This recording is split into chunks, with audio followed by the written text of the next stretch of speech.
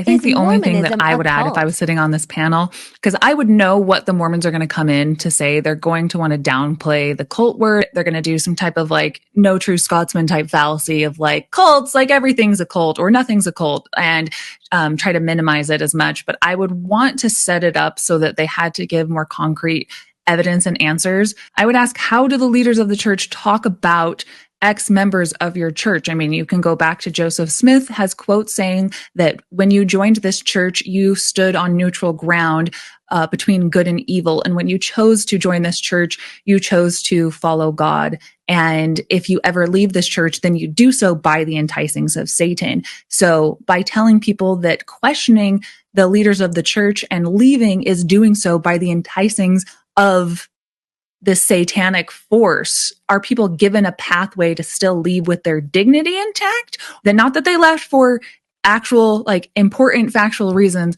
but they did so by this like evil metaphysical boogeyman that we made up about them. So things like that. And then all of these different like thought stopping cliches. You can tell a lot about an organization by the type of phrases and tools that they use to keep members in the faith when they're doubting. Using kind of like an outsider's test for faith, where if you know that somebody else is trapped in a false religion and they're Jehovah's Witness or they're part of some type of other cult. So if you know that there are so many different phrases that people in false religions and what you might call a cult, Mormons, if you would look at them and they're using different phrases that keep them trapped in a false religion, how does that make you feel when those exact same phrases are utilized to keep the members of the Mormon church kept in and still believing? Things like, it's not important for your salvation, don't think about it anymore. Or that's a mystery of God, which he uses to test our faith. Or we will find out the answers to this troubling question in the afterlife. Until then, you must simply have faith. Or if God commands something, that it is therefore right. As opposed to what podcaster Jonathan Streeter has coined as steel tools, things like ask current and former members, gather as much information, official and unofficial sources, go with your own moral compass, and try to find out what is true no matter what it says. Is there anything like that within Mormonism? No, because it has the doctrine that this is the only true church with the only living prophet. There's one way to salvation, and it is through following these steps.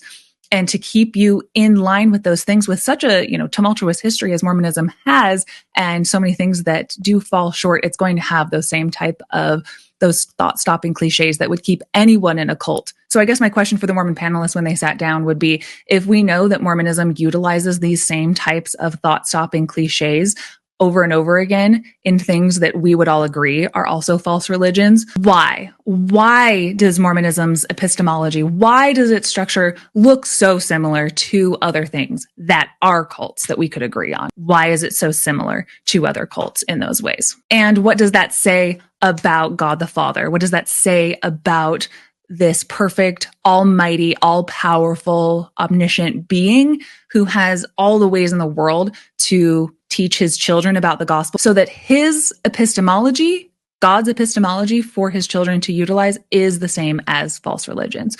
And why should I worship that type of God? Even if I'm saying it's not a cult, why does God make it look so much like a cult?